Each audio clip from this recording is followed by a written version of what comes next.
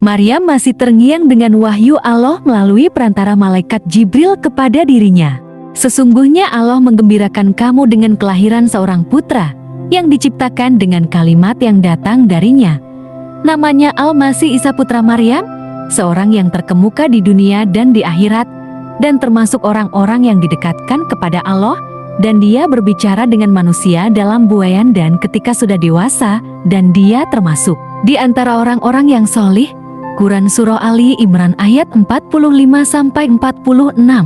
Tak seorang pun yang mengetahui Maryam bahwa sedang hamil dan ia akan melahirkan. Mihrab yang menjadi tempat ibadahnya selalu tertutup. Orang-orang mengetahui bahwa Maryam sedang sibuk beribadah dan tidak ada seorang pun yang mendekatinya.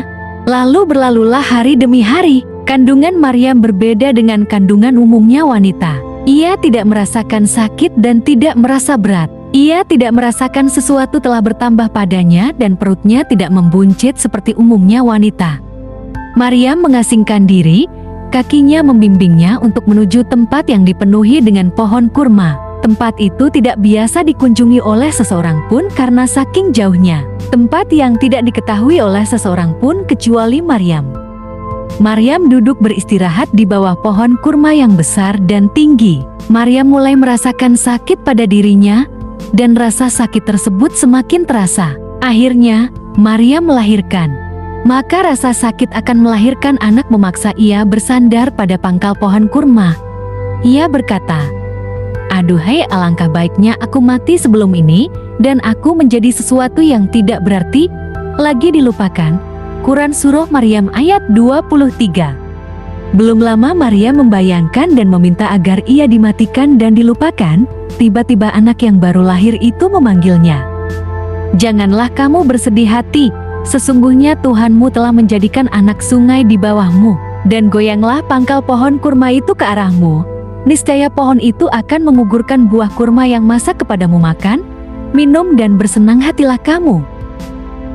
Agar Maryam menghilangkan kesedihannya dan meminta padanya agar menggoyangkan batang-batang pohon kurma supaya jatuh darinya sebagian buahnya yang lezat dan Maryam dapat memakan dan meminum darinya sehingga hatinya pun penuh dengan kedamaian serta kegembiraan dan tidak berpikir tentang sesuatu pun. "Jika kamu melihat manusia, maka katakanlah, sesungguhnya aku telah bernazar berpuasa untuk Tuhan yang Maha Pemurah, maka aku tidak akan berbicara dengan seorang manusia pun pada hari ini." Quran Surah Maryam ayat 24-26. Maryam melihat Al-Masih yang tampan wajahnya. Wajahnya tidak kemerah-merahan dan rambutnya indah. Ia berkulit lembut dan putih.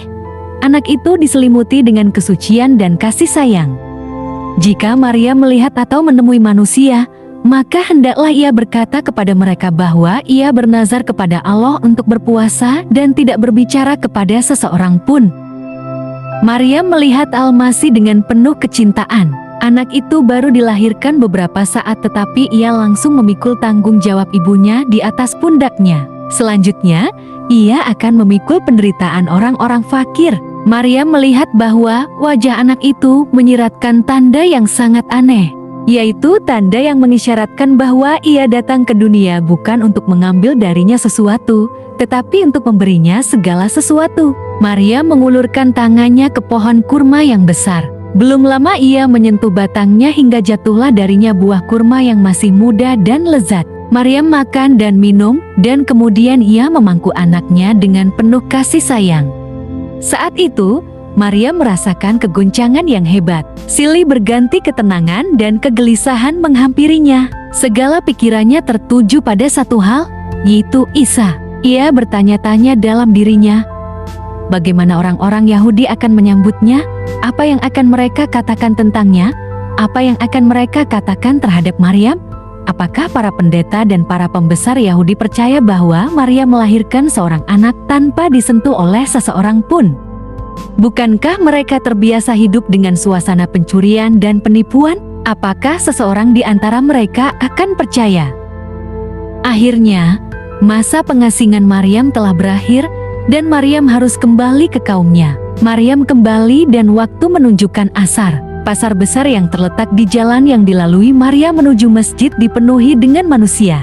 Mereka sibuk dengan jual beli. Mereka duduk berbincang-bincang sambil minum anggur. Belum lama Maryam melewati pasar itu sehingga manusia melihatnya membawa seorang anak kecil yang di dekatnya.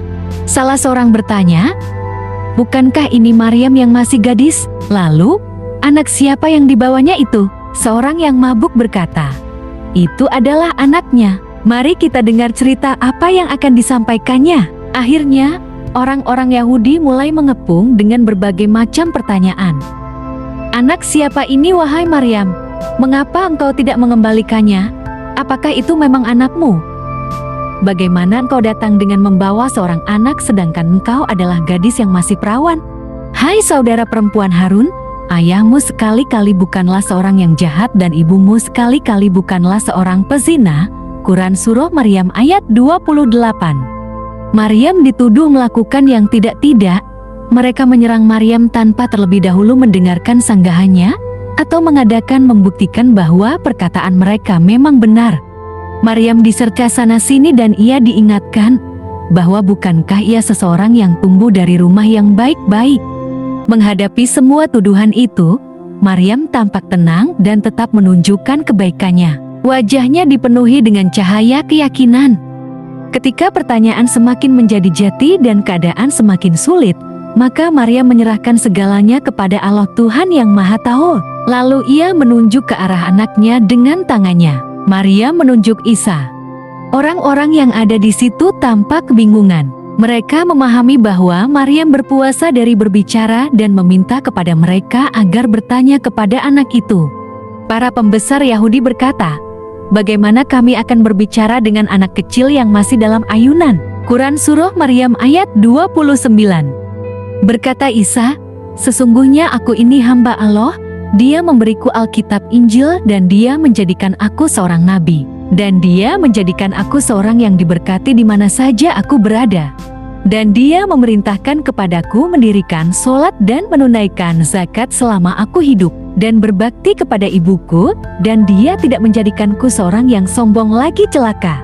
Dan kesejahteraan semoga dilimpahkan kepadaku pada hari aku dilahirkan, pada hari aku meninggal, dan pada hari aku dibangkitkan hidup kembali." Quran Surah Maryam ayat 30-33. Belum sampai Isa menuntaskan pembicaraannya sehingga wajah-wajah para pendeta dari kalangan Yahudi dan para uskup tampak pucat. Mereka menyaksikan mukjizat terjadi di depan mereka secara langsung. Anak kecil itu berbicara di buennya. Anak kecil yang datang tanpa seorang ayah. Anak kecil yang mengatakan bahwa Allah telah memberinya Alkitab dan menjadikannya seorang nabi.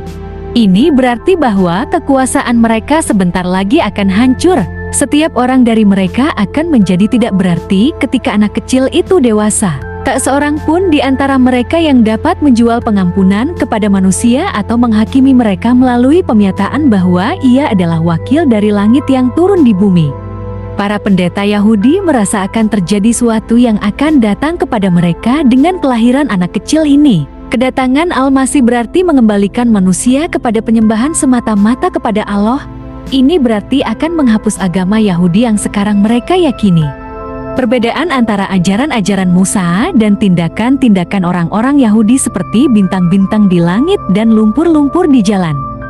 Para pendeta Yahudi menyembunyikan kisah kelahiran Isa dan bagaimana ia berbicara di masa buayan. Mereka justru menuduh Maryam yang dengan kebohongan yang besar. Mereka menuduh Maryam melakukan perzinahan, padahal mereka menyaksikan sendiri mukjizat pembicaraan anaknya Al-Masih di masa buayan.